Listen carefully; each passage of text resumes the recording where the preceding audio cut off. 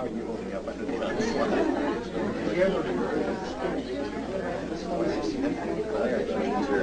Light is absolutely horrible. I didn't mind so much of all of them. It was just one. It was just kind of lucky. And I got used to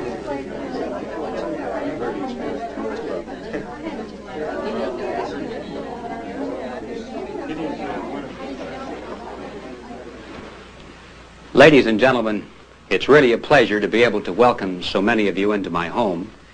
Not only those of you who actually are here, but also those of you who are here indirectly through the medium of motion picture film. Now, as you know, the title of this presentation is The Grand Design. But I should explain at the outset that the real subject behind this title is U.S. foreign policy. Now, I realize that there are some who might think that I was trying to be funny or sarcastic with that statement, because for a long time there's been a generally accepted view that our foreign policy has been so bungled and confused that it couldn't possibly have followed any design, much less a grand one. Ladies and gentlemen, the purpose of this presentation is to show not only that there is a grand design, but that it has been the consistent, dominant force behind absolutely every major move by the United States in the foreign policy field since at least the end of World War II. This grand design has provided the motivation for all we have done in the past, and unless some basic changes are made, it will determine everything we shall do in the future. Now, regardless of one's opinion of this grand design, it's the outgrowth of a powerful and compelling argument, a profound statement of philosophy, and a deceptively attractive appeal to reason.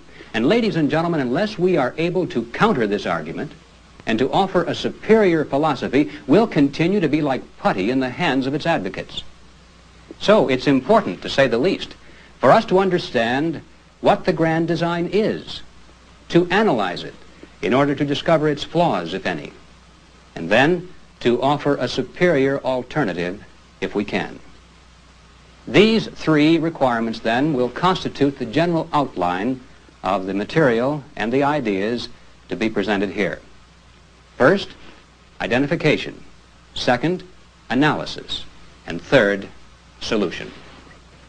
Now, to plunge right into the core of this challenge, what I'm going to do now is advocate the grand design just as though I really believed in it, which in all honesty, at one time I did.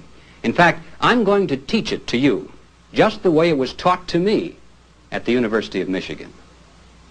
Now, following the form of what we might call an extended syllogism, here is how the argument begins. 1. We are living in a new age. And of course, you can't hardly argue with that. We're always living in a new age. But nevertheless, we're reminded of that profound fact rather elaborately. We're living in an age of marvelous and incredible technological advances. An age in which men travel faster than the speed of sound, in which satellites forge communication links between continents, in which space itself has become a limitless frontier of exploration. And then at the end of the list of all these wondrous and productive scientific achievements, always we are reminded with ominous overtones that we also have something what is now called the bomb. End of step 1, ready now for step 2. By the way, everything up to this point not only is true, it's so obviously true that it's really not part of the argument at all. It's merely thrown in at the beginning as a kind of conditioner to get us nodding our heads in agreement in hopes that the habit will carry over into the next step, which is where the going gets tricky and where we need to be far more on our guard. The next step, then, the real premise of the grand design is this. If all-out war should develop today between major powers, both sides would lose. No one could come out ahead in that kind of a war. Everyone would lose. It wouldn't make any difference who the good guys were or who the bad guys were. It wouldn't make any difference who started it, or even if it were started by accident. Both sides would lose. All right, now having acknowledged the existence of the bomb And having concluded that risking war is unthinkable in this modern age, we move now to step number 3, which is this. Since the communists have nuclear weapons, and since they certainly would use them in their own self-defense, that means, doesn't it, that victory over communism is impossible. Now, we may wish that it were possible. We may wish that we were living in a bygone era in which if one had an enemy, he could meet him on the open battlefield and get it over with. We may wish that a lot of things were different in this old world. But instead of moaning and weeping and longing after those things which are no longer possible, let's grow up, be mature, intelligent human beings, and face life the way it really is. Rather than living in a fantasy world, dreaming and longing after those things we want but can never have, instead, let's find out what is the best we can get, and then work for that. All right, now the next step. It's not enough for us just to know that victory is impossible. For our own safety, we must conduct our foreign affairs in such a way as to reflect this knowledge to the other side. We must be extremely careful never to give the enemy any cause to question our benign intent. We must avoid using any words or committing any acts which might even suggest that we were pursuing a goal of victory. We can't afford to gamble on what the enemy might do in response. In other words, we mustn't frighten the communists or give them any cause for self-defensive panic.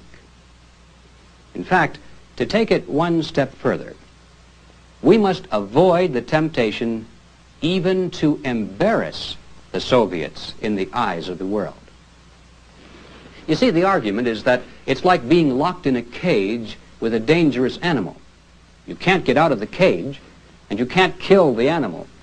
So what do you do when it becomes hungry and restless?